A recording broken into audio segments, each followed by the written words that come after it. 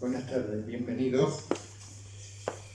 En la reunión científica de esta tarde trataremos dos temas no relacionados entre sí, salvo por el hecho de que ambos han sido merecedores de un premio de esta Real Academia. El primero de ellos es el acceso al premio Dr. Ángel Rodríguez Brioso de 2025, patrocinado por el Ilustre Colegio Oficial de Dentistas de Cádiz, convocado con el tema Trabajo de Investigación Original en Odontología. Aprenderemos, a partir de la exposición que haga don Emilio Couso Queiruga, graduado en Odontología, acerca de la influencia del tiempo de cicatrización en los resultados de la preservación del reborde alveolar mediante un semi-injerto bovino colagenado. El premio le fue entregado en la ceremonia de apertura de esta Real Academia, de este curso académico, el día 22 de enero de 2026. Don Emilio.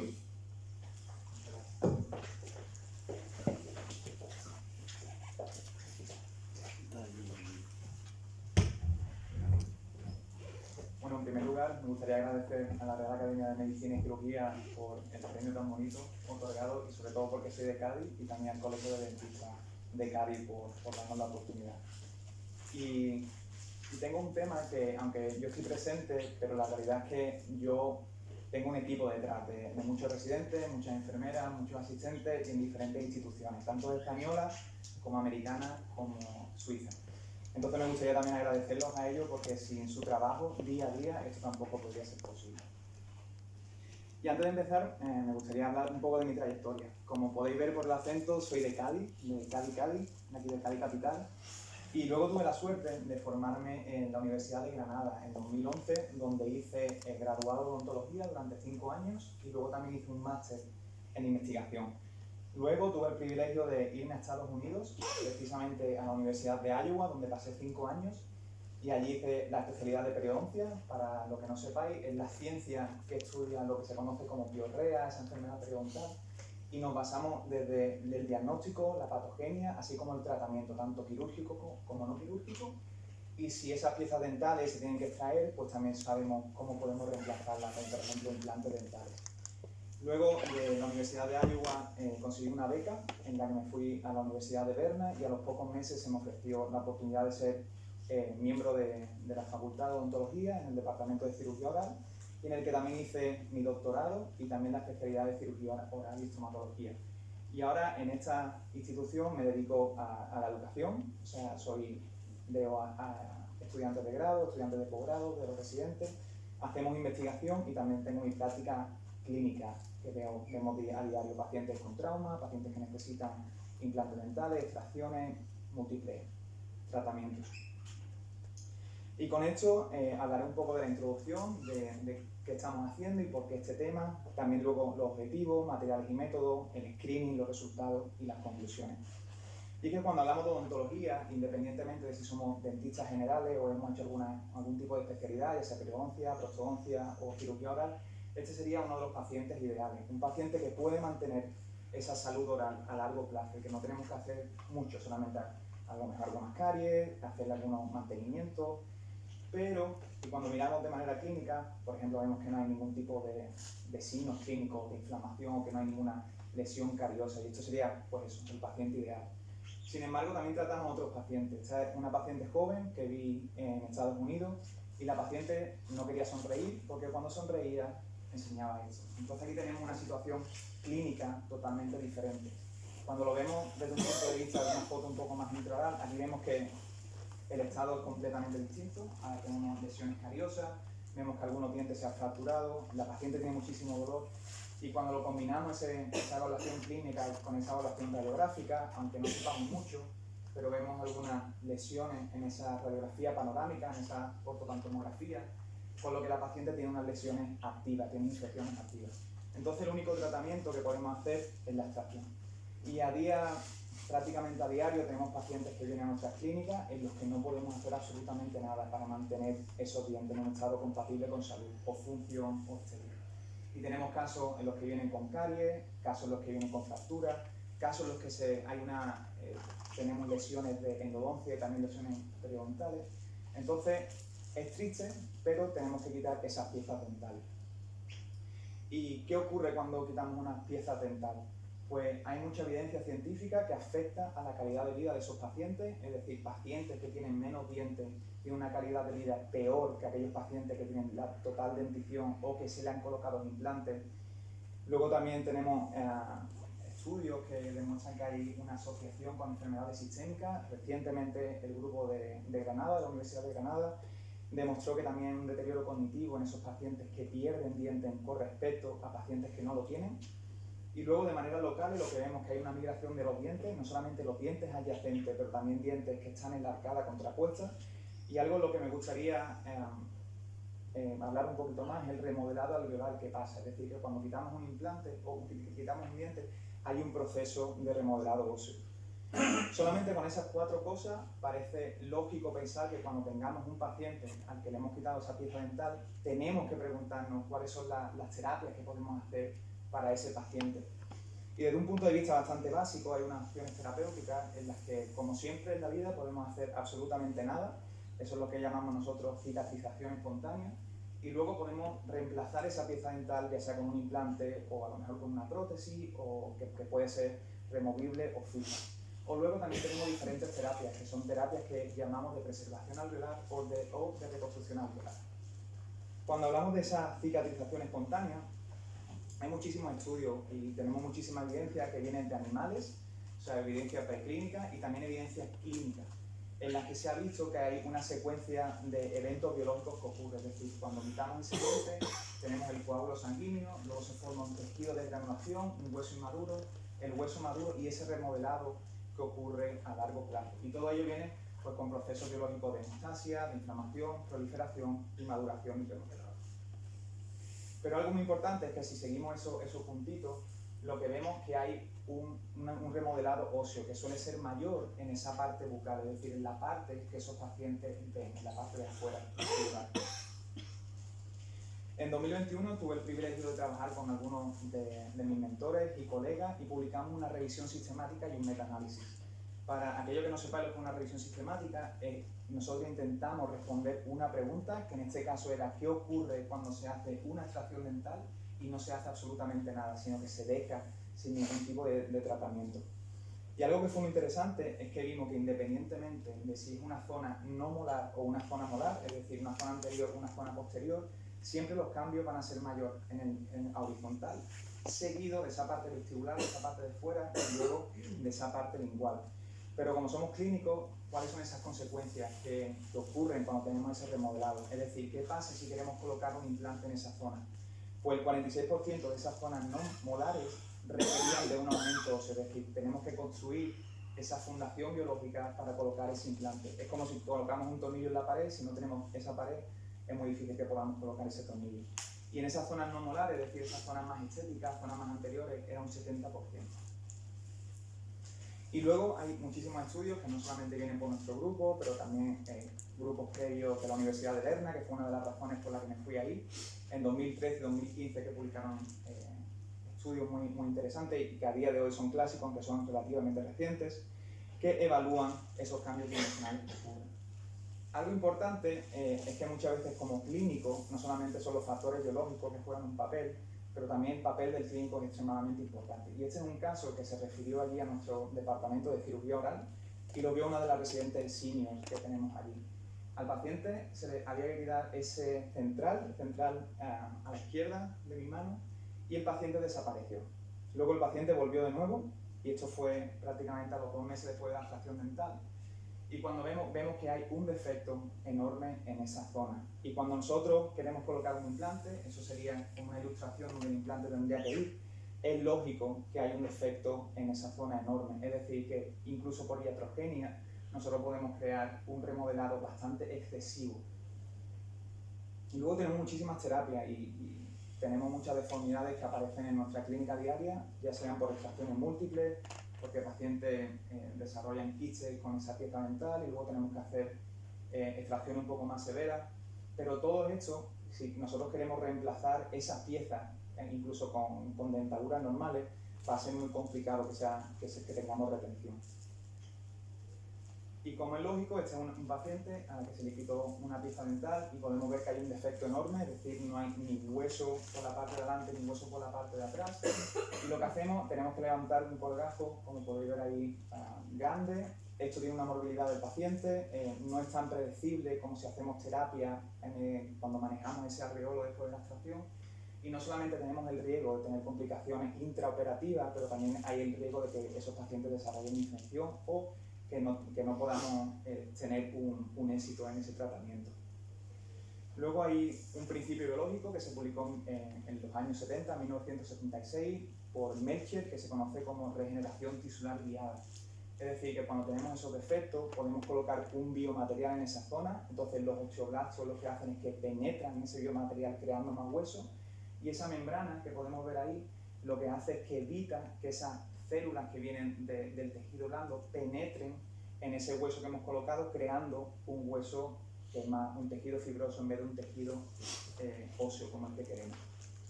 Para ese paciente le hicimos esto, es una técnica que se conoce como técnica de salchicha, en la que se coloca ese sustituto óseo y luego se coloca esa membrana y se pone bastante presión, por eso ese nombre. Y tuvimos la suerte que después de 9 a 12 meses, pues tuvimos hueso para colocarle un implante y poder reemplazar esa pieza dental. Pero sin embargo, estas son complicaciones mías, incluso cuando tenemos todos los principios biológicos, cuando seguimos la terapia de manera adecuada, tenemos complicaciones. Este era un hombre de 86 años, en el que se le hizo un aumento tanto a nivel horizontal, que es cuando tenemos una falta de nivel a este sentido, pero también vertical, lo cual es más complicado, y esta es una disección que el hombre desarrolló a las 2 semanas. Y esta es una complicación tardía de una paciente también joven, en la que se le tuvo que hacer un aumento, y por razones incluso que desconozco, la paciente desarrolló una infección. Y cuando tenemos esto, hay que quitar todo de nuevo, hay que empezar, hay que limpiar, hay que empezar de nuevo, y luego el tejido que queda es un tejido cicatricial, lo cual no es lo mismo que cuando lo hacemos de antes. Entonces, el éxito de terapia, incluso el porcentaje puede disminuir. ¿Qué otros tratamientos tenemos? ¿Qué opciones terapéuticas? Una de las terapias que tenemos es lo que se conoce como preservación alveolar o reconstrucción alveolar. Y cuando vamos a la literatura y vemos qué es la definición, qué significa esto, es cualquier tipo de tratamiento que nosotros hacemos inmediatamente después de esa extracción dental, en la que le colocamos cualquier tipo de material para intentar mantener esas dimensiones lo máximo posible, ya sea para colocar un implante en el futuro o para una prótesis. Y si vamos a la evidencia, tenemos muchísimos biomateriales. Tenemos materiales particulados que se puede utilizar sin injerto o aloinjerto, provenientes de animales o de humanos. Luego tenemos muchísimas diferentes, puede que sea cortical, puede que haya un poco más de bone marrow, me lío a veces con el inglés, o que puede que tenga un poco más de colágeno. Y luego tenemos diferentes barreras que se pueden colocar, es decir, el principio que he hablado antes de regeneración tisular guiada también entra dentro de cuando hacemos una preservación, porque lo que queremos tener es una compartimentalización, es decir, que esas células de esa mucosa no penetren en el hueso que estamos colocando. Una revisión sistemática, esto sería la preservación alveolar, es decir, quitamos el diente y colocamos un sustituto. Y luego, cuando vamos a la evidencia, esta revisión sistemática de mi mentor, que es el primer autor, Gustavo Ávila Ortiz, también andaluz y de Granada, se publicó en 2019, y aquí lo que vieron era qué ocurría cuando se hace esta preservación alveolar, cuando lo comparamos, cuando no se hace nada. Y lo que vieron es que si hablamos de los cambios horizontales, más o menos esta terapia puede atenuar ese colapso en unos 2 milímetros, aunque parezca que no es nada, en la boca es muchísimo. Cuando hablamos de esos cambios en la zona vestibular, en la zona más de fuera, fue como 1,7, y esa zona más lingual, más para adentro, fue como 1,2 milímetros. Luego hemos tenido la suerte de publicar muchos estudios en este tema, tanto revisiones sistemáticas como casos de serie, como algunos estudios retrospectivos, y no solamente nosotros, sino que hay muchos grupos en el mundo que están publicando sobre este tema, y hemos visto que este tipo de terapias son bastante efectivas para reducir esos cambios dimensionales. Y este es un paciente, porque aunque hablamos mucho de implantes, y los implantes es algo que colocamos a diario, Hay pacientes que ya sean por contraindicaciones tanto a nivel sistémico como locales, o por ejemplo, cuando son muy jóvenes, un paciente de 16 años, los implantes no son o no están indicados. Entonces, incluso cuando intentamos reemplazar ese diente con una prótesis fija que va anclada al diente adyacente, pues cuando hacemos este tipo de terapia podemos mantener esas dimensiones para darle un soporte estético adecuado, sobre todo cuando estamos hablando en esa zona anterior. Cuando hablamos de implantes, en 2022 publicamos este estudio en el Journal of Periodontology, que es la revista más importante o la revista de la Academia Americana de Periodoncia.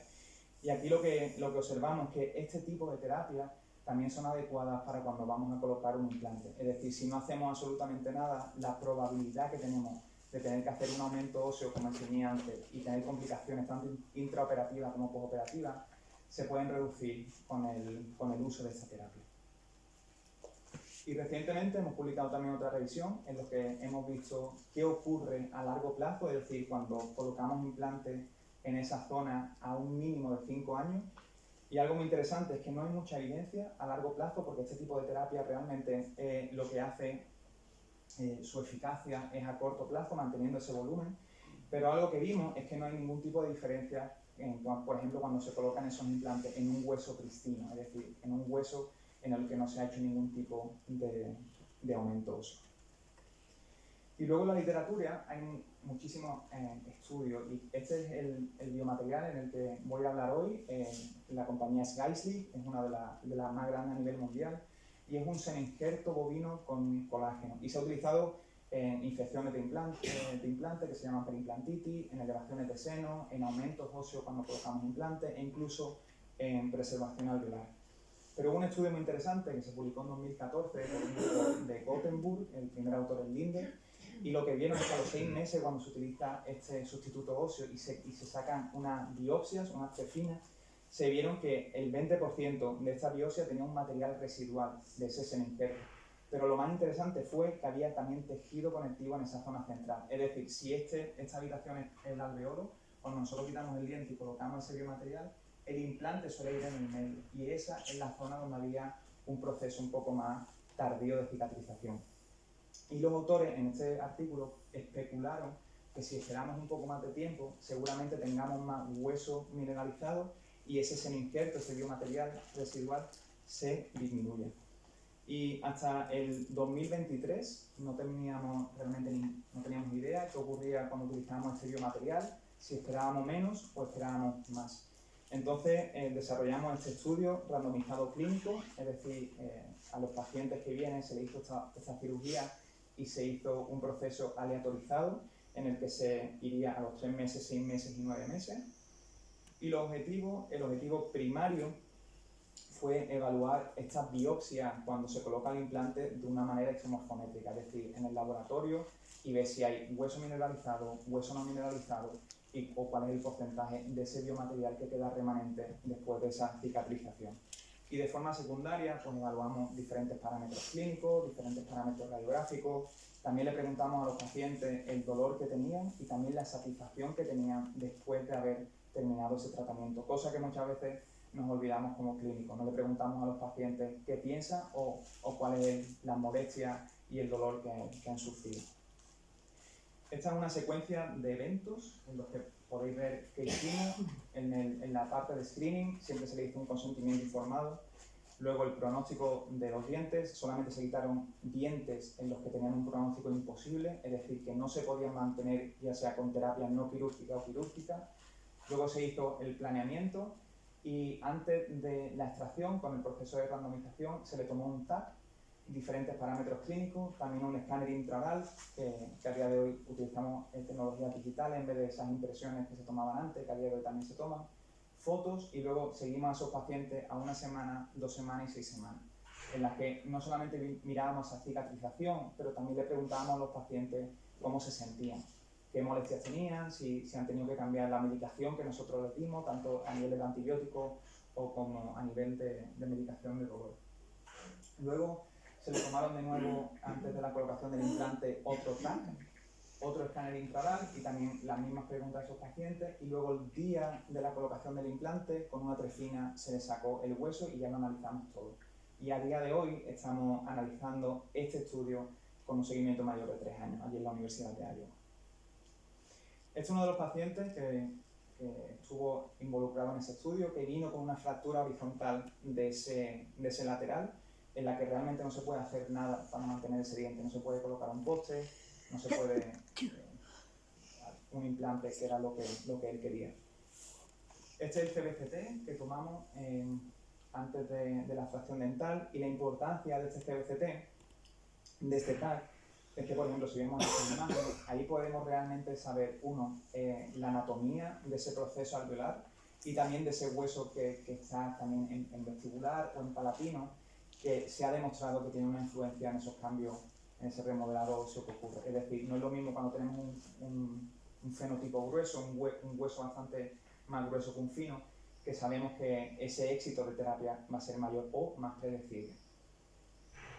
Luego, el escáner intraoral, muchos de vosotros seguramente lo hayáis tenido en la boca, pero si no, es prácticamente lo mismo que cuando se toma una impresión, ya que cuando hacemos un TAC tenemos la información de ese tejido duro, pero muchas veces, porque el labio se mete, o también se puede meter un poco la lengua, muchas veces ese tejido blando es difícil de observar. Y cuando tenemos podemos hacer una superimposición con ese TAC. Entonces podemos ver de manera casi perfecta ese tejido blando con ese tejido duro.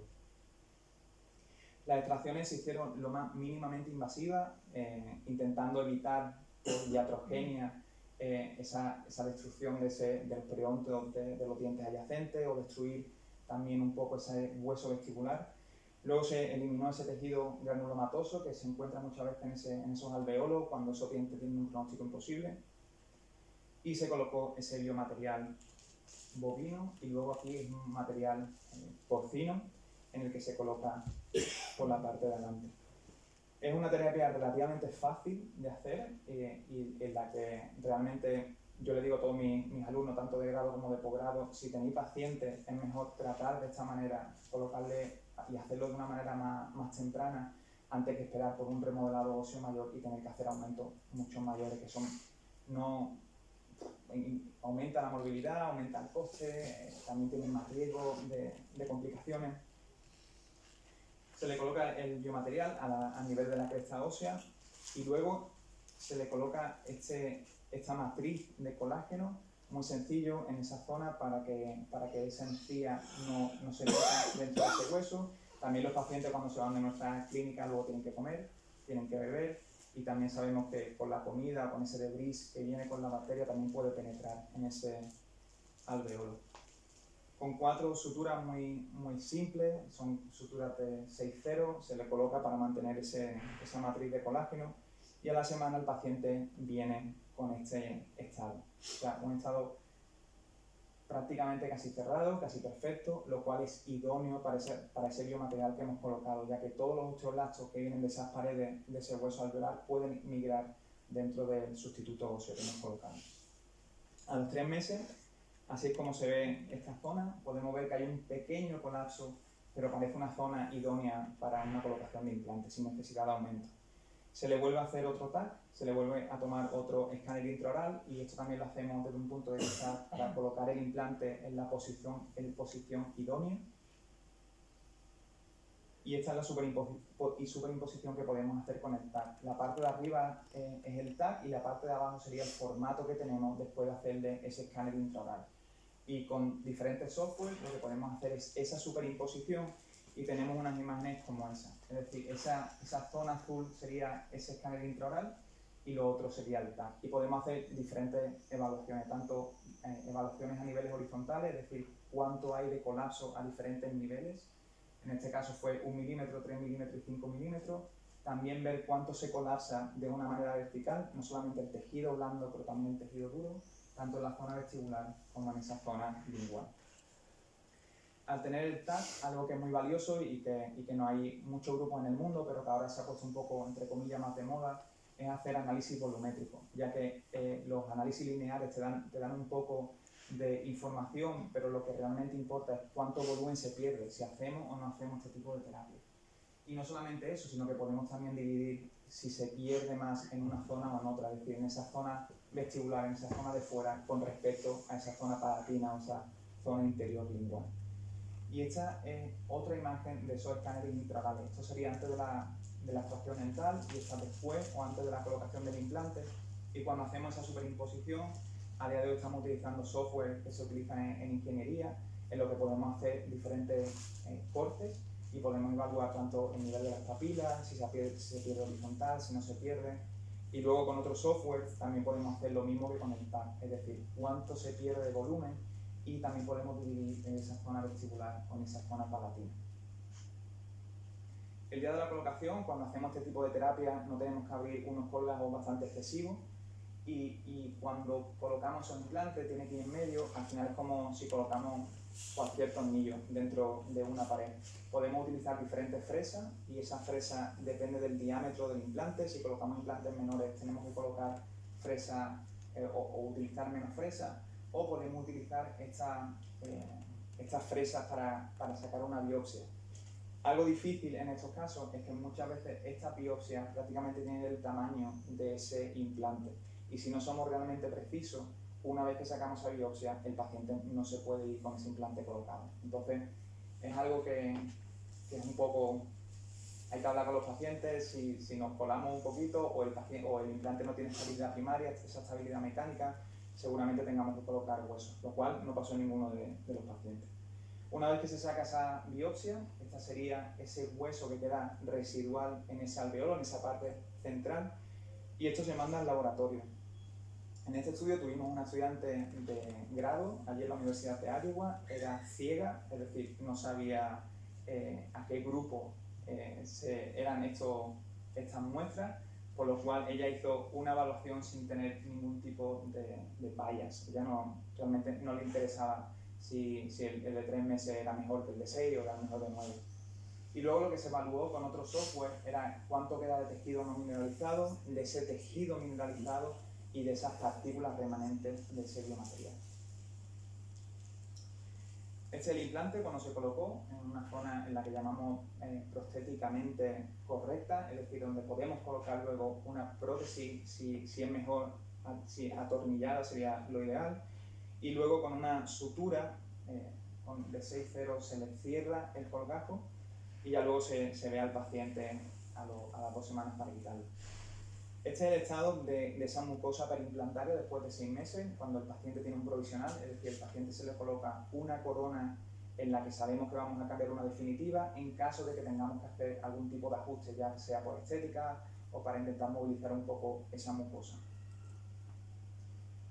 Y este es el día de esa colocación final, es decir, incluso con esta terapia vemos que hay un pequeño remodelado a nivel bucal, pero es algo que se hizo de manera mínimamente invasiva, se le quita el diente, se le hace un procedimiento, a los 3 meses, por estar en el grupo, se le coloca un implante totalmente mínimamente invasivo, y así el aspecto de cómo el paciente será, con esa corona final. Para este estudio incluimos 42 pacientes. Lo interesante es que todos los implantes se colocaron de una manera, nosotros le llamamos estabilidad primaria, esa estabilidad mecánica que se obtiene cuando colocas un implante, pero el 16,7% de esos pacientes de esa zona requirieron de un aumento óseo, pero el aumento óseo os puedo decir que fue realmente mínimo. El dolor fue muy parecido entre los grupos, prácticamente no había ningún tipo de diferencia y disminuye después de la primera semana.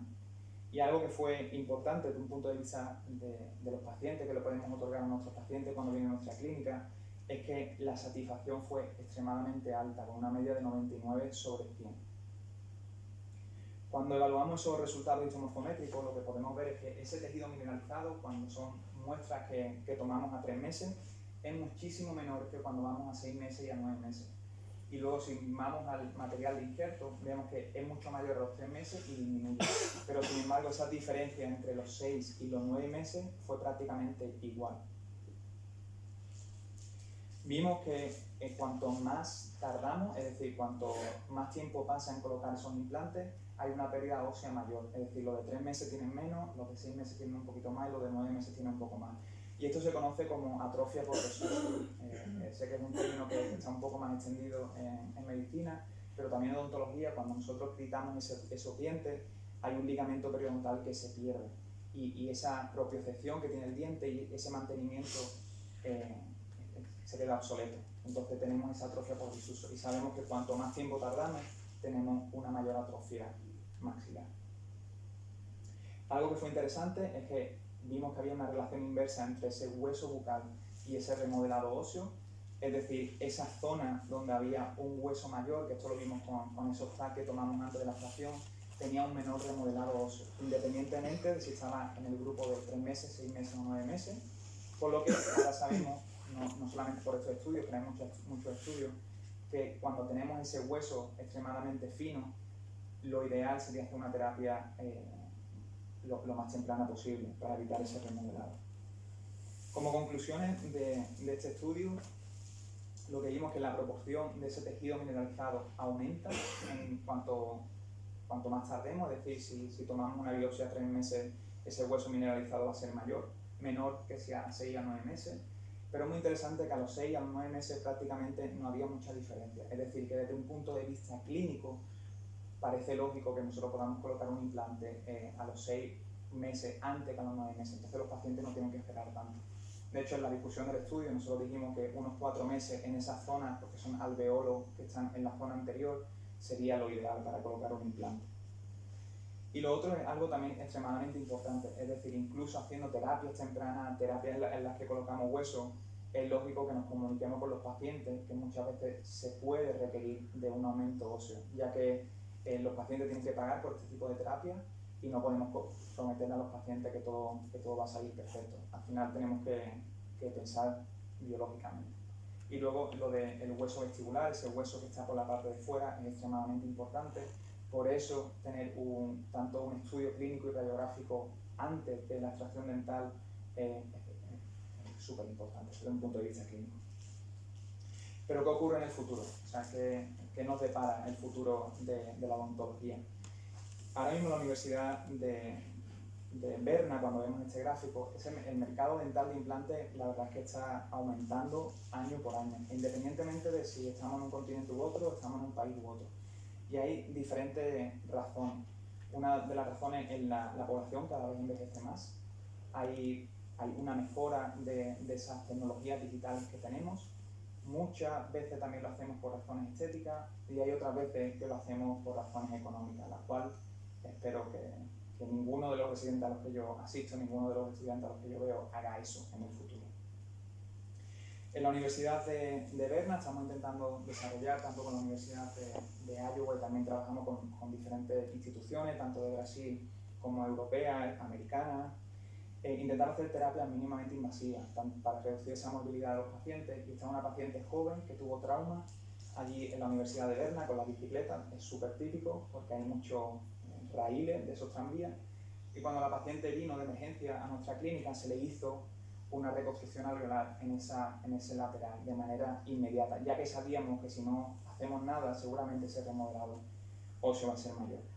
Y podemos venir de un caso de trauma de esa manera a un caso estéticamente bastante bonito. La paciente, prácticamente nadie puede decir que lo que se colocó en el lateral es un implante, y sobre todo que la paciente realmente está bastante feliz, lo cual nos hace feliz a nosotros. Luego estamos desarrollando también procedimientos mínimamente invasivos para la colocación de implantes. A día de hoy tenemos la suerte de utilizar esas tecnologías digitales, tanto el TAC como esos escáneres intradales, y lo que hacemos cuando hacemos esa superimposición, podemos colocar el implante en la posición perfecta. Esta es una guía quirúrgica que utilizamos para colocar el implante realmente donde queremos, y cuando esos factores locales son de manera adecuada, es decir, tenemos un volumen óseo suficiente, tenemos una mucosa queratinizada adecuada, solamente con una incisión bastante pequeña podemos colocar ese implante, lo cual reduce muchísimo esa morbilidad. A día de hoy tengo la suerte de que la Universidad de Berna fue una de las primeras instituciones en odontología y lo que se conoce como implantología contemporánea, y tengo el privilegio de poder haber visto pacientes a más de 25 años de seguimiento. A día de hoy, de hecho el martes, antes de venirme para acá, vi un paciente con 32 años de seguimiento. O sea, yo tengo 35 años, ¿no? 34, ya ni me acuerdo, tengo 21. Y yo tenía 2 o 3 años. Entonces para mí es un orgullo ver cómo otros clínicos han tratado a esos pacientes y luego ver esos resultados a largo plazo. Este estudio se ha mandado a publicación a una de las mejores revistas de odontología. Está en revisión 1, con comentarios menores, o sea que pronto estará publicado. Y creo que desde un punto de vista, sobre todo para nuestros pacientes, es extremadamente importante, ya que estos implantes todavía están en el mercado. Luego estamos haciendo también diferentes estudios. ¿Qué ocurre en muchos de nuestros pacientes cuando prácticamente todos los factores, tanto locales como sistémicos, como también quirúrgicos, están dentro de la norma o a veces no? Y esos pacientes desarrollan patología. En este caso, por ejemplo, lo que llamamos como una recisión, una deficiencia preimplantaria, y estamos evaluando también si ese tejido blando juega un papel relevante, si juega un papel relevante también el clínico o la prótesis, y también esas enfermedades preimplantarias. Estamos colocando muchísimos implantes, la gente cada vez coloca más. Yo puedo decir que veo muchísimas complicaciones, veo muchísimas infecciones de implantes, antes lo hablaba con Manuel, son extremadamente poco predecibles, da igual la terapia que hagamos. De hecho, publicamos una revisión sistemática el año pasado y vimos que el 50% de la terapia que hagamos a veces funciona y a veces no. Y aquí juega un papel muy relevante lo que es la prevención, tanto la prevención antes de la colocación del implante, la prevención primaria o esa prevención secundaria. El mes que viene, en 3 semanas, me voy a Chicago a un consenso de la mejor evidencia de la Academia Americana de Periodoncia, y me ha tocado la suerte también de hacer una revisión sistemática de un tema en el que estamos bastante familiarizados con el grupo de la Universidad de Iowa, con el de Berna, y es evaluar qué factores específicos, locales, juegan un papel relevante en esa aparición de esas enfermedades preimplantarias. Si el hueso juega un papel o no, si colocamos huesos, si no colocamos huesos, si tenemos que hacer cualquier tipo de injerto de ese tejido blando, el grosor, la malposición de los implantes, esos pacientes que tienen piorrea. Y algo también interesante es que no nos tenemos que olvidar de muchísimos factores que juegan un papel. Tanto factores sistémicos del paciente, a veces muchos dentistas creo que intentan no entender un poco la medicina, pero al final estamos tratando personas y pacientes con diversas patologías, diversas enfermedades, están tomando demasiados fármacos. Luego esos factores locales que también juegan un papel, factores del paciente extremadamente importantes, si el paciente se cuida, si no se cuida, si se cepilla, si viene a nuestro mantenimiento, y también el clínico que juega un papel extremadamente importante. Porque al final todo está interconectado, y si tenemos o pensamos que hay algo que juega un papel que es menor que el otro, estamos cometiendo fallos. Y con eso termino. Para mí es un placer estar aquí, mi familia, sobre todo mi familia que ha venido, así que muchísimas gracias.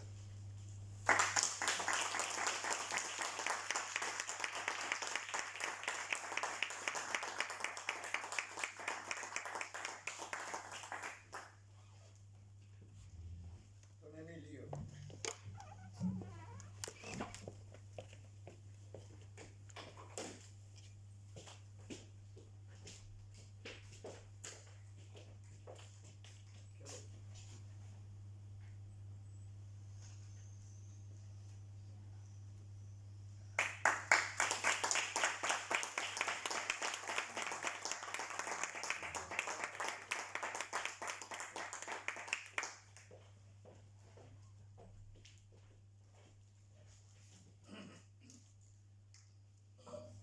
Bien, 2026, vamos a retroceder un poquito. Y don Julio Luis, Madrid, Rondón, doctor en Medicina y Cirugía de Sevilla, académico correspondiente ya nuestro, nos va a deleitar hablándonos de las cartas y los extractos de don Antonio Cencio Romero. Se escribieron desde 2 fragatas, la Resolución y la Villa de Madrid, allá por 1862. Fue merecedor del premio In Memoriam Profesor Orozco Acquaviva de 2025, que se convocó con el tema Trabajo original de investigación sobre historia de la medicina española o hispanoamericana, y que fue entregado a sí mismo en la ceremonia de apertura de este curso académico el 22 de enero. Don Julio Luis, le esperamos.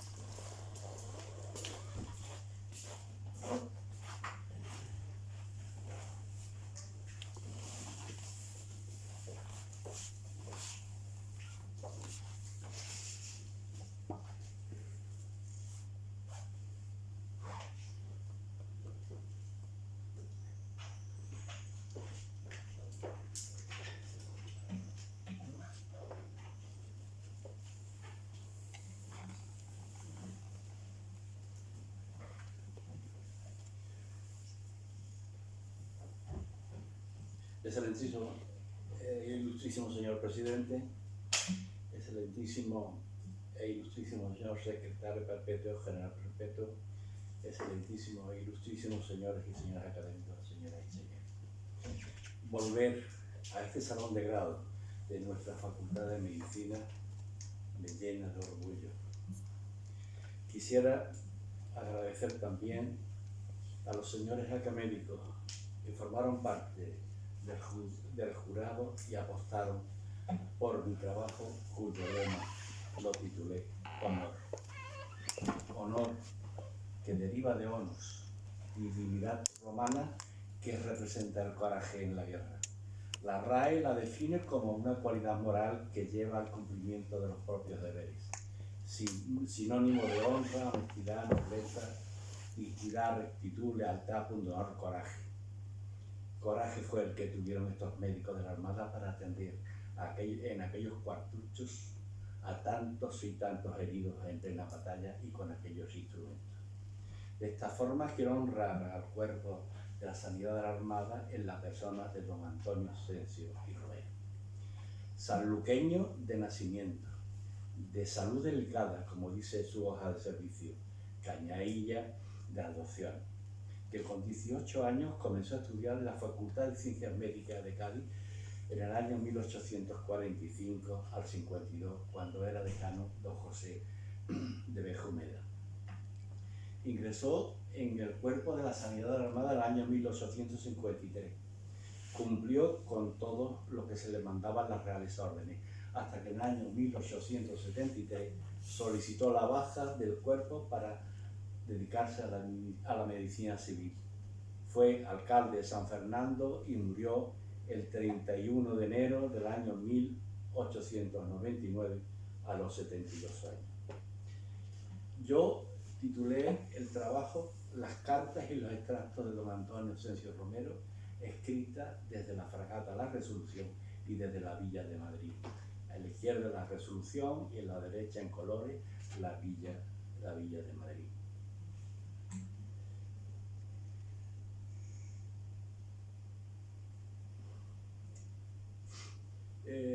Estando realizando una búsqueda sobre un escrito de don Hernández Poggio sobre el Hospital Militar de Algeciras, me encontré en el siglo médico del 1867 esto que dice extracto del diario de enfermería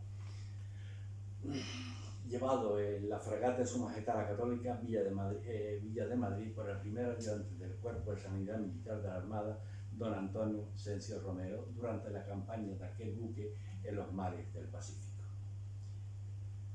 Decidimos sacarlos a la luz por tratarse de unas fuentes impresas de primer orden y donde el autor publica un resumen de los hechos históricos vividos en la fragata Villa de Madrid durante la Guerra del Pacífico.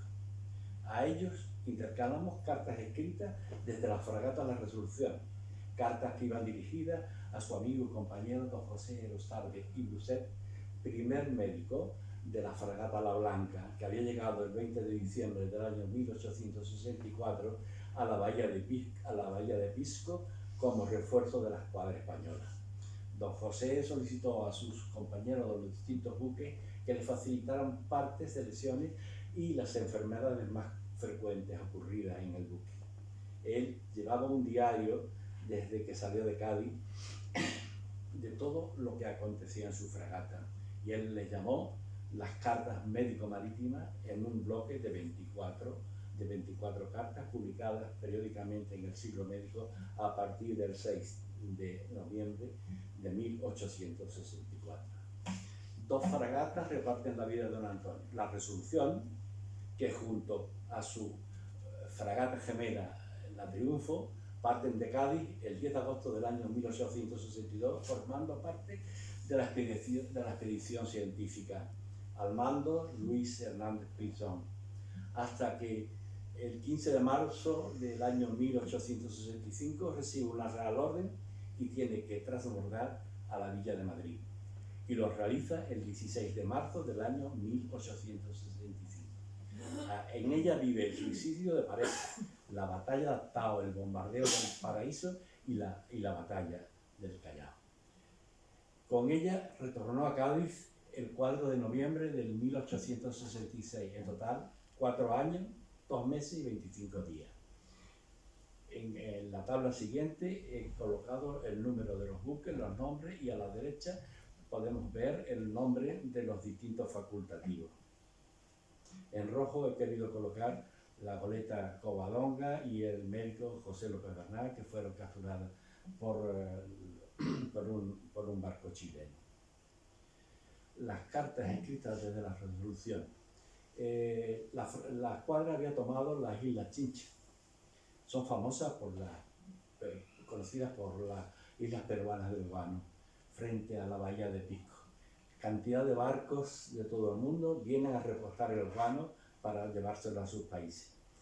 En ellas se respira una atmósfera amoniacal y allí mandaban a los enfermos de hemoptisis, donde encuentran alivio y algunos hasta la curación. Pero si la enfermedad está adelantada y hay tubérculos, la enfermedad camina que asusta.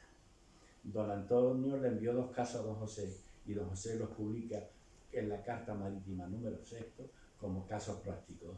El primer caso se trata de una hemólisis o hemoptisis terminada por tisis y muerte a los 75 días. Se trataba de un varón asturiano de 28 años.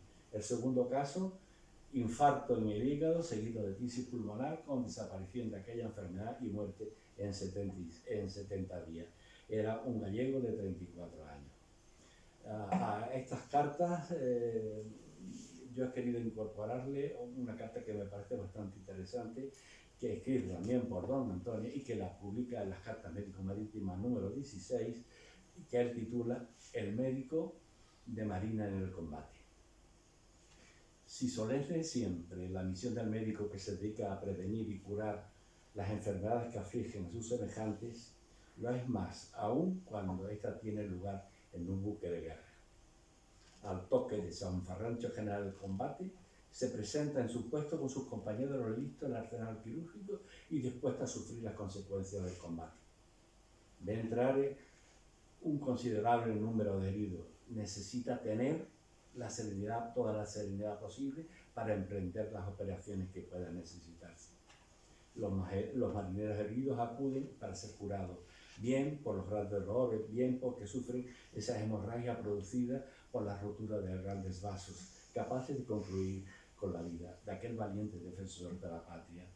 A veces las heridas graves pueden pasar a ser mortales por falta de socorro, pues el continuo fuego de las baterías, las curaciones urgentes son las causas de que en nuestro concepto afligen mucho más al médico, que creyendo deber de hacer una amputación verbigracia, tiene el sentimiento de no encontrar al individuo con la fuerza suficiente para resistirla. Al silbido de las balas que se oyen por encima de nuestras cabezas, el choque de ellas sobre el costado del buque, a esto se le une el continuo bajar y subir de la silla de conducción de los heridos, que unas veces nos trae un cadáver, otras un moribundo y otras siempre un herido grave. Se deja a medio curar al que tiene poco tiempo, para acudir al que trae más. Se cohíban las hemorragias, se practican precipitadas amputaciones, se anima al fin a estos infelices con la voz, como los consoladores del recuerdo de la religión y de la patria, a la que nos ayuda también nuestro querido capellán. Cesa el combate y un viva la reina más entusiasta nos anuncia la victoria, y cuando todos descansan, para nosotros no ha acabado nuestra misión. Es el momento de practicar las operaciones que han tenido espera, y en un lugar siempre pequeño, siempre estrecho e insuficiente, hay que acomodar a todos y es preciso asistirlos con escasos medios y sin utensilios suficientes. Cuánta diferencia de este servicio que desempeña, no en una casa particular, no en un hospital, sino que nuestros compañeros propios del ejército en la batalla. Qué diferencia de recursos comenta. Y así como los que tanto nos exigen de nosotros se han olvidado muchas veces por que no teníamos ni médico mayor, seguramente por economía, y solo a lo último vino una real orden para que centralizase el servicio en el primer ayudante más antiguo, advirtiendo que esto no le daba motivo para disfrutar ventaja de ninguna clase. Precisamente el médico mayor era don Fernando Oliva, que era el primer cirujano de la fragata del acorazado Numancia.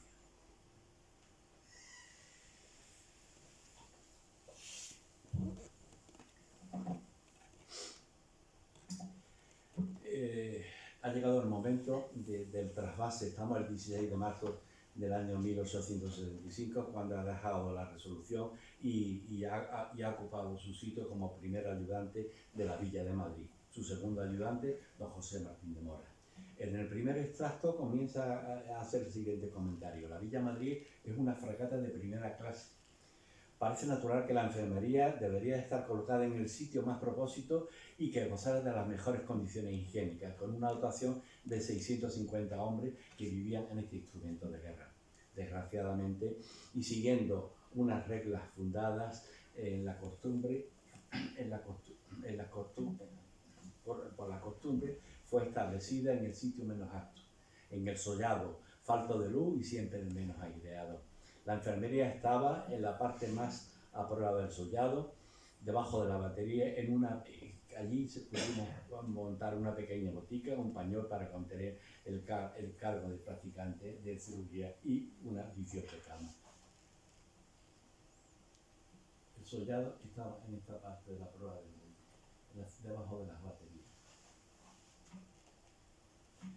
Hace una primera zona estadística y de esta zona estadística sacaremos que hay dos aneurismas, dos artritis, una femorotibial y otra tibiotarsiana, hay 45 contusos con 2 casos desgraciados. El grumete Manuel Ángel Corredera, que dormía en la cubierta, cuando se le cayó un montón desde la cofa del trinquete, le fractura el occipital y muere al día siguiente. Y el preferente Antonio Rodríguez, que cae desde lo alto de la cofa hacia la cubierta con un destrozo grande de toda la pierna izquierda, le hacen una amputación y muere a las 4 horas de ser amputado. Catarros pulmonares tuvieron 17 casos, 9 fallecen, 8 siguen el tratamiento con aceite de hígado bacalao, agua de brea, tónico farraginoso, repulsivo y calmante. Disentería, 3 casos, un muerto en el marinero José Carrera, Viviesos, erisipela, etc. En el segundo extracto comenta don Antonio que nota que la tripulación está palideciendo y comienza a sospechar al más temible de las enfermedades de la gente del mar, el escorbuto. La Villa de Madrid había llegado a las Islas Chinchas en diciembre del 64 y permaneció en esas aguas 8 meses. Después de las Chinchas pasó al fondeadero del Callao, donde estuvieron 7 meses sin bajar a tierra. Chile se había negado a facilitar cualquier abastecimiento en los puertos, tanto de carbón como de alimentos. La escuadra bloquea los puertos y Chile nos declara la guerra el 24 de septiembre del año 1865. La parte de la escuadra, formada por la Villa de Madrid, la Blanca y el acorazado Numancia, se dirigen a la parte más baja de Chile, donde se encuentran las Islas Chiloé. Allí hacen estación en la Gran Paiteca, en el Puerto Lof. Del Puerto Lof pasan al Puerto Oscuro y del Puerto Oscuro van hacia la isla de Aptao. La batalla de Aptao se celebró el 7 de febrero del año 1866. Entre el continente y la isla está el canal de Chayahue, donde la flota aliada chileno-peruana, dispuesta en herradura, ocupaba toda la entrada del canal, más la tropa artillada con los gruesos cañones de la fragata Amazonas que había naufragado a ambos lados del estrecho. Después de un bombardeo de 2000 cañonazos, regresan al Valparaíso. Dentro de los heridos en esta batalla, hay que destacar que un proyectil ojival entró por el trancanil del cañón número 11 de babor, lesionando a 8 sirvientes, entre ellos el guardiamarina don Enrique Godínez Miura, el seguido del cabo del cañón y los demás sirvientes. Otro obús cayó destrozando el estopor de babor y produce a 2 nuevos heridos. A nuestra vuelta de Aptao vamos observando que el color pálido se iba presentando en los oficiales y los marineros y volvimos a hacer presente lo que ya habíamos hecho en otra ocasión. Temíamos por la gente y teníamos razón. Días antes del bombardeo de Valparaíso se nos presentaron 2 individuos sospechosos de escorbuto.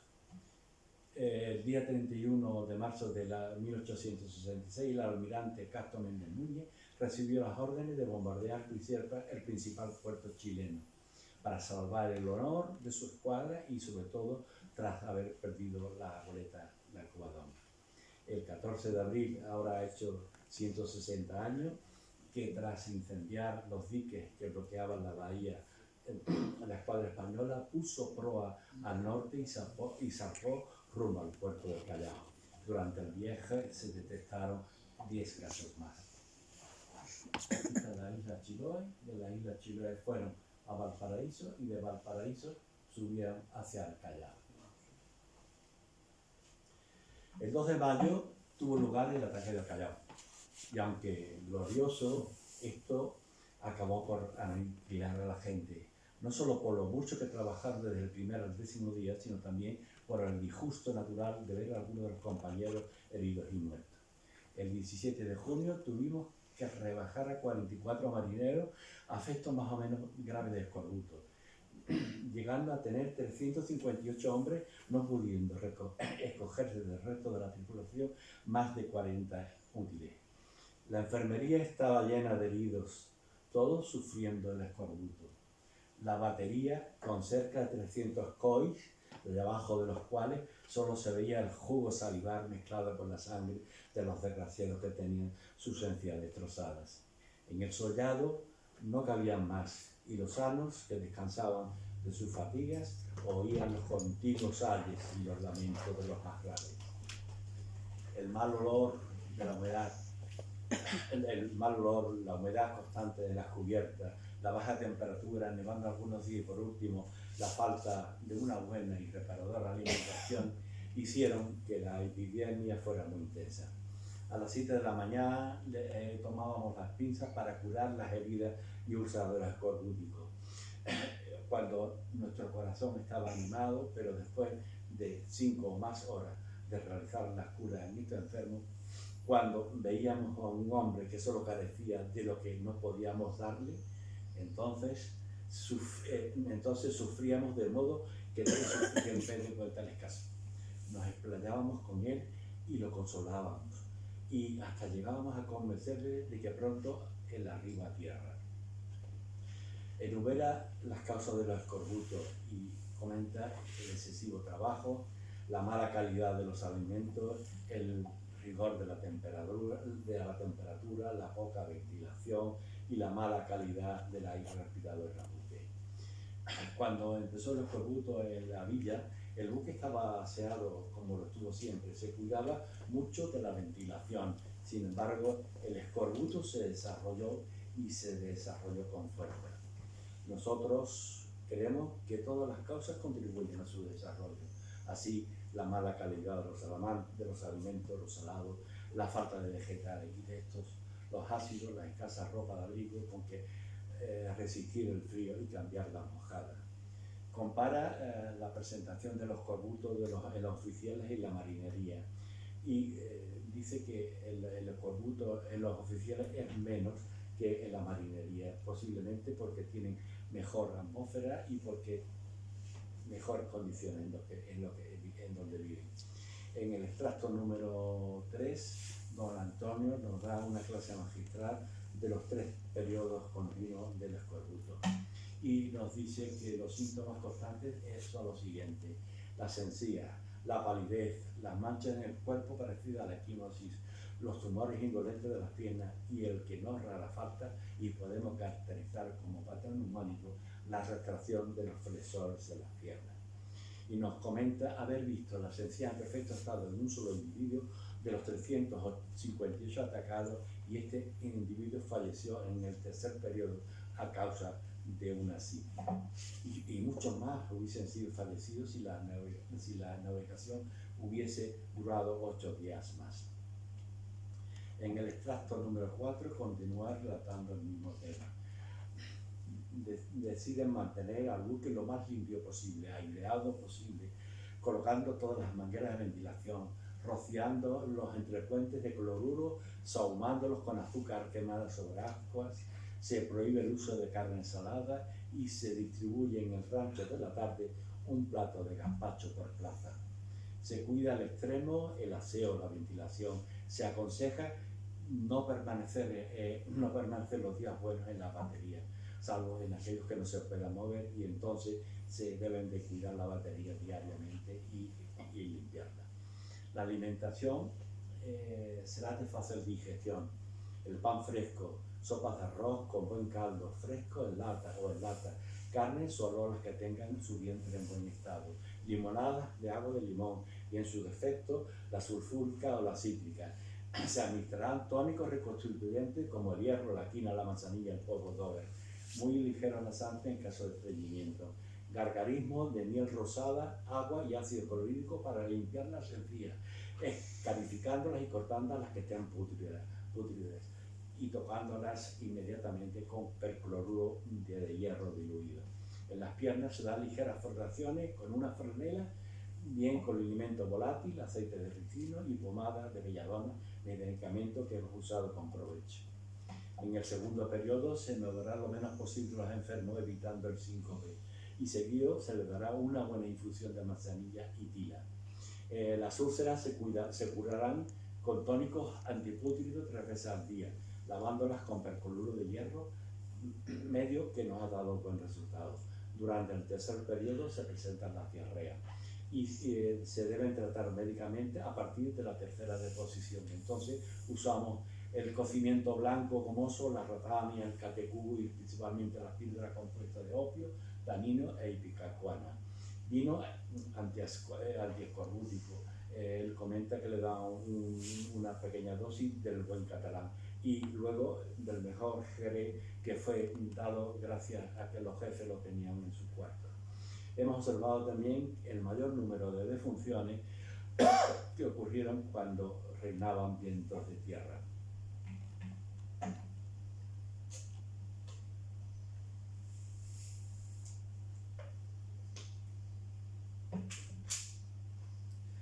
De los 358 enfermos que tenemos a nuestra llegada a Río de Janeiro, solo bajaron 72.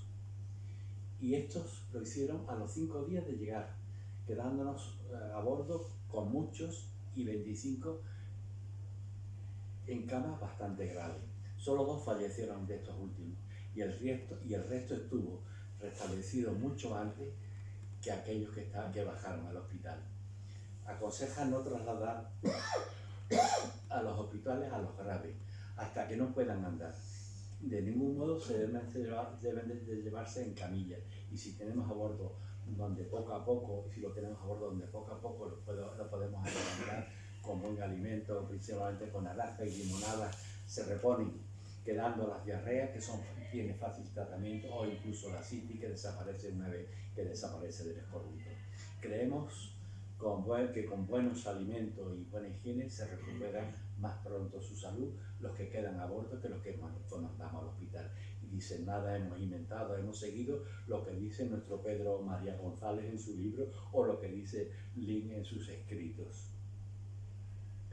En el extracto número 6, nos relata el hecho ocurrido en el 2 de mayo. Un proyectil de Armstrong de peso de 3.000 libras penetra en la parte superior y media de la chaza intermedia de los cañones número 11 y número 12 de la batería principal de babor. Causó varias averías del buque, 12 muertos y 23 heridos, destrozando completamente a los primeros, separando la cabeza del tronco a algunos, como le ocurrió al desgraciado guardiamarina don Enrique Godínez en Miura, herido, que había sido uno de los heridos de Batao. Solo tenemos que decir que a ellos que ningún socorro pudo dársele, costando mucho trabajo de reconocer a los 11 restantes, al guardiamarina porque tenía otro uniforme al resto de los marinos, por eso se pudo reconocer. Don Antonio se queja amargamente sobre los conductores heridos y sin formación y sin saber comprimir digitalmente una arteria femoral, una femoral o incluso el uso de un torniquete. Posiblemente quizás se hubiesen salvado alguno más. En el extracto número 7 estamos ya el 9 de mayo por la noche haciendo los preparativos para regresar. Se han enterrado a los muertos en la isla de San Lorenzo y el comandante don Castro Méndez Núñez decide dividir la escuadra en dos. Los peores los manda hacia la isla de Tahití y Manila, luego el Cabo de Buena Esperanza, la isla de Santa Elena y vuelven nuevamente al Río de Janeiro, que fueron la Numancia, Berenguela, la Vencedora, el transporte del Marqués de la Victoria, Uncle-Sam y Mataguala, mientras que la Resolución Blanca y Villa de Madrid y la Almanza bajan hacia el Cabo de Hornos. Dentro de los lesionados hay que nombrar que precisamente don Castro Méndez Núñez sufrió nueve heridas estando en el puente de la Numancia. Primeramente fue curado por don Fernando Oliva, primer médico, y su segundo, don Luis Gutiérrez. Al pasar a la Villa de Madrid, las siguientes curas fueron realizadas por don Antonio Sensio. Mejoraron las úlceras, tenía también una periostitis crónica que mejoró con yoduro de plomo y todo mejoró todavía más cuando llegaron a Río de Janeiro. Muchas de las heridas escorbúticas fueron tratadas con percloruro de hierro. Tienen un caso de una hernia estrangulada que recayó en un músico del buque que había estado tocando el día 2 de mayo. Observó que efectivamente se trataba de un dolor en el escroto y era una hernia estrangulada. Logramos reducirla después de baños y con belladona en el anillo digital. Las 51 oftalmías fueron malas, fueron tratadas con nitrato de plata y tuvieron mal resultado. Y tuvieron también un caso de peritonitis en un calafate que tuvo un tumor intercorazo, se perforó y murió en Marina. En el extracto 8, el escaso material sanitario y las malas condiciones higiénicas de la enfermería, nada tuvo extraño que adquiriese una de las úlceras de carácter pútrido hospitalario, y mucho menos debe extrañarse que una vez presentado aquel, la atmósfera de la enfermería estuviese viciada y adquiriesen igual a las demás úlceras que las que siempre hubo muchas. Desde que llegamos a la Villa de Madrid pusimos en práctica la mejora en la enfermería y enseñamos a la gente a presentarse tan pronto como tuviesen una pequeña rozadura. El último caso de gangrena se presentó en julio del mismo año, no habiendo aparecido ningún otro a pesar de la considerable número de ulcerosos y heridos que tuvimos que tratar en el viaje del Callao al puerto de Río Janeiro. Viaje en el cual el buque hizo más agua que nunca, y en ella llevábamos 358 hombres en cama atacados de escorbuto. Las úlceras gangrenosas las tratamos con pasta hecha con polvo de quina, carbón vegetal y miel depurada, con la que hemos obtenido buenos resultados. Lavamos la úlcera con cloruro de sodio, haciendo hasta 5 curaciones al día, y a los 8 días se desprendían las caras, dejando una úlcera buenísima y de carácter que pronto cicatrizaba. También nos comenta el caso de un marinero de 23 años que con un acceso en el dorso de la mano izquierda acabó con una hemorragia de la radial, se le colocó un torniquete de Charrier, una gangrena en el brazo y muere a los 40 días. Hecho el extracto de nuestro diario y terminado lo que teníamos que decir respecto a los enfermos que hemos tratado en la fragata Villa de Madrid, deseamos que tenga, lo dicho, alguna utilidad para el adelanto de la medicina naval y que sirva al mismo tiempo para mejorar en lo posible el local y los útiles de la enfermería del buque. junto a don Manuel Choque de Isla, hemos presentado dos modestos escritos proponiendo el uso de una mesa de operaciones de nuestra invención y el otro un nuevo plan de reglamento de medicina y utensilios de cirugía, que aunque no lo creemos completo, sirva al menos para dejar nuestra conciencia tranquila y por haber contribuido en algo el cumplimiento, el deseo que nos abriga de una buena reforma.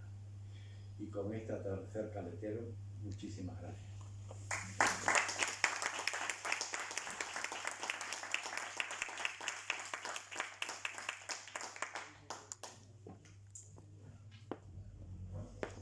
Julio,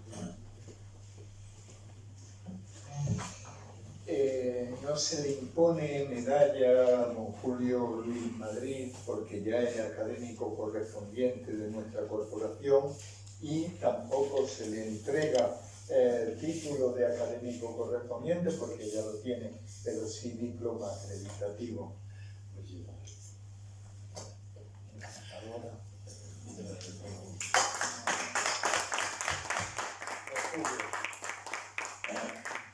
Tenemos unos 10 minutos aproximadamente, 10-15 minutos para hacer algunas preguntas a los ponentes y aprovechar su estancia aquí.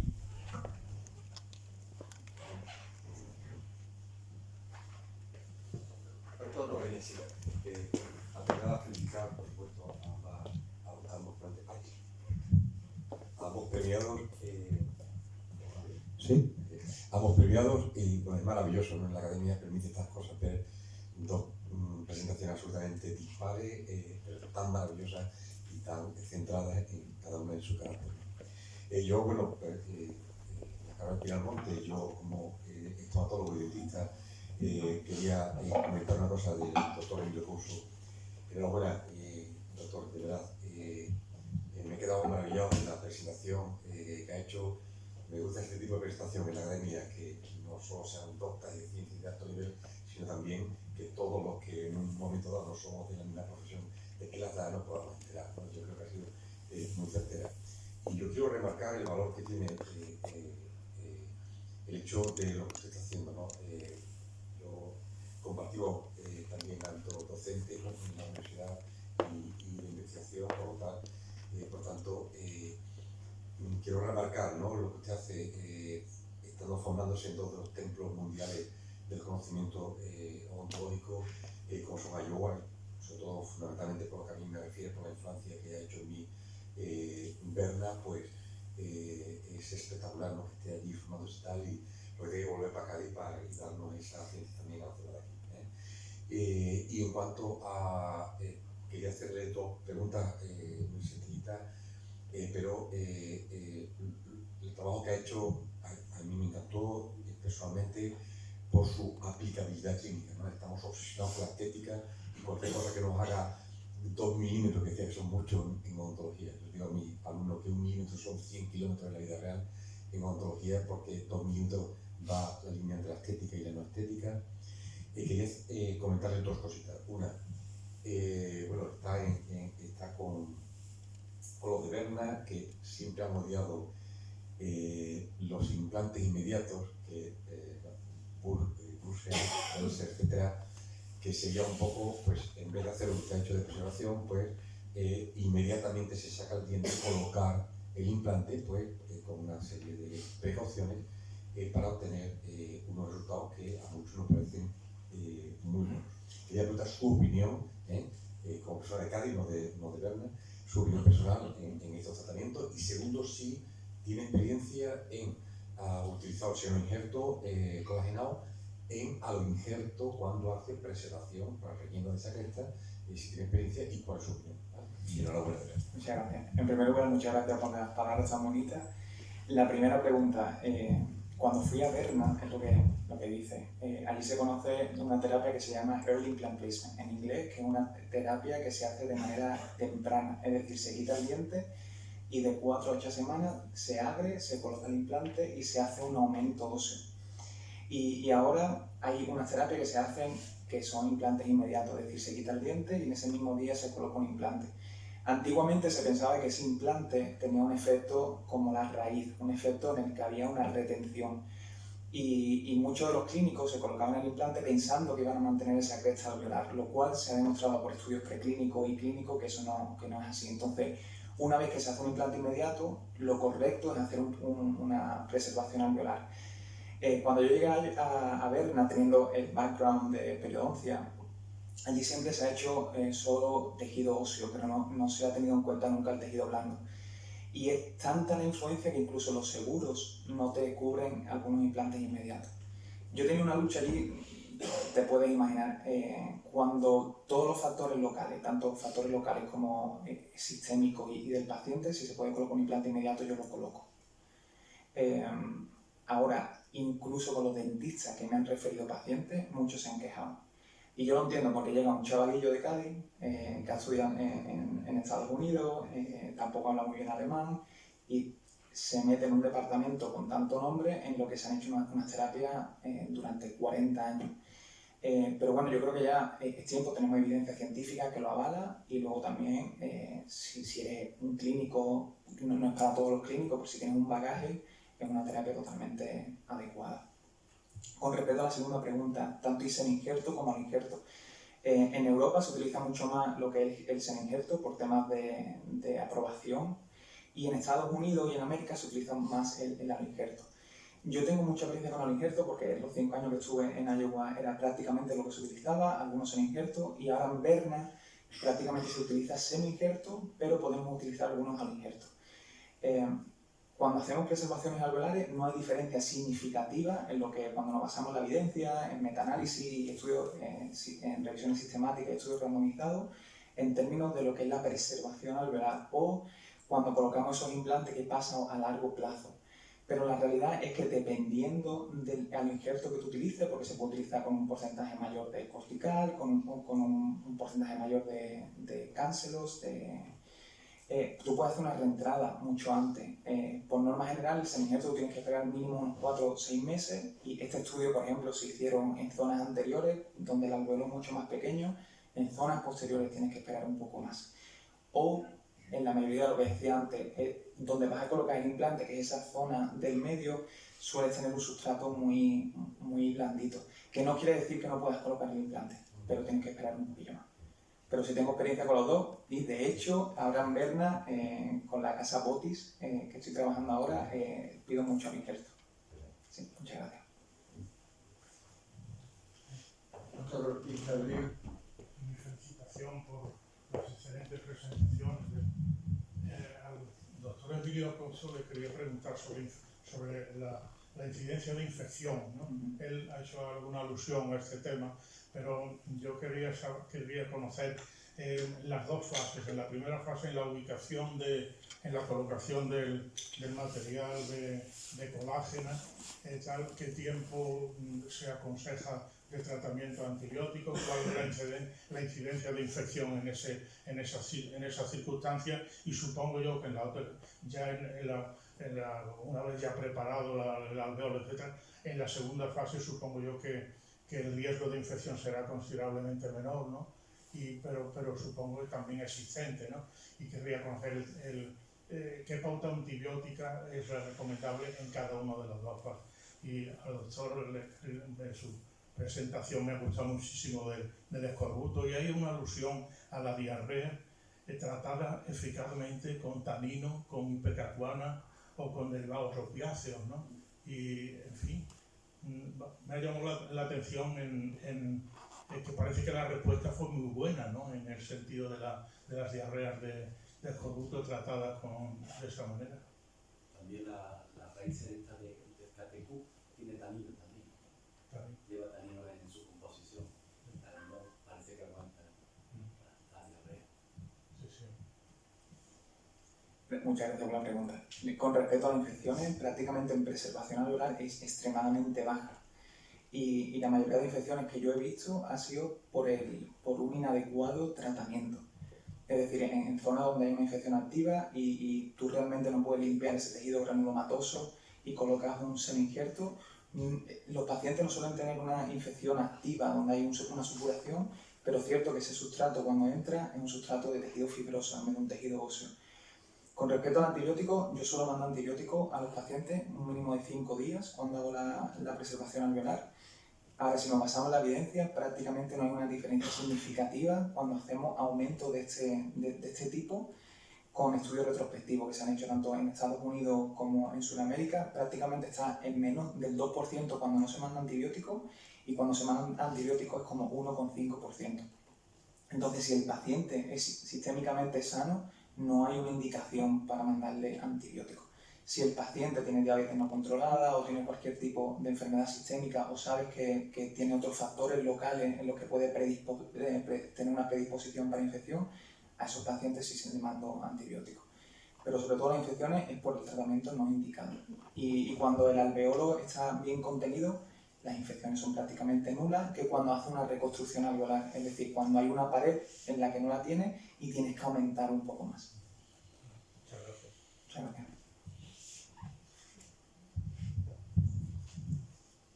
Y con implantes, había otra, ¿no? Cuando colocas el implante, si se manda antibiótico o no se manda antibiótico. Nosotros mandamos una profilaxis antibiótica de antes de 2 gramos de amoxicilina, a no ser que tenga cualquier tipo de alergia, que es lo que nos basamos por la evidencia, que tiene un poco más de evidencia científica, sobre todo en lo que son infecciones tempranas o una pérdida de ese implante a nivel temprano, es decir, antes de colocarle esa corona.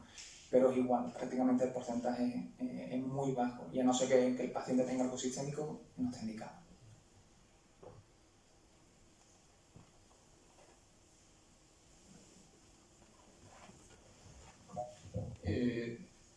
Felicitarle a ambos, lógicamente, ¿no? Doctor Madrid, ¿por qué no se desplazó la escuadra española hacia puertos relativamente cercanos para aprovisionarse? De hecho, Perdone, ha sido una pregunta totalmente directa y... De hecho, por encima de Valparaíso hay varios puertos carboneros. Incluso en un principio iban tomando, pues normalmente hasta la fragata, y hay un barco de ayuda que coge el carbón y que lo lleva a la carbón. De hecho, cuando parten desde aquí, desde Cádiz, la Resolución y la fragata Triunfo llegan a la estación naval de Montevideo, está Río de Janeiro, un poquito más abajo, la estación naval, y allí en la estación naval está la goleta, la Cova Dama, y entonces se unen con ella, ahí se tornan, y entonces es la que va a reponerle. Pero como está con un tira y afloja entre los políticos, primero con nuestro primer almirante Luis Hernández Pinzón, después con Pareja, y luego con Castro, hay una relación mala. Y al final, pues, bueno, hay también un caso que lleva hay un cabo de oro, no me acuerdo, que eso está descrito en las cartas médico-marítimas de José Arotave, que vas a puerto a comprar a víveres, hay una reyerta, creo que fue en el puerto del Callao, hay una reyerta y muere, Esteban Parejo. Y este cabo Furrier, al final Pareja le pide una indemnización al hecho y le da una indemnización a la viuda. Pero hay muchos problemas, y entonces la mayoría de las veces están fuera de los puertos. Algunas veces que otras piden entrar en el puerto y hacen visitas, y de hecho en las cartas médico-marítimas el Hostalbe visita cantidad de pueblos y cantidad de... No sé, pero Chile se opone a dar carbón y alimentos, y entonces nos declara la guerra, le ponen los barcos para que no entre nadie a los puertos donde venden el carbón y los alimentos. Y entonces, ¿qué pasa? Pues Chile se revela, mira, y aparece la guerra. Se une con el Perú, se refugian en las Islas Chiloé, y entonces ya mandan abajo a hacer la guerrita.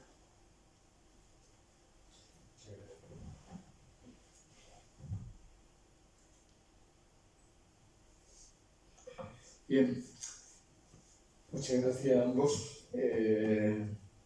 Como bien decía el doctor Romero, una de las grandes ventajas que tiene la academia es que aprenden y disfrutan. Nada más. Aquí tienen su casa. Se levanta la sesión.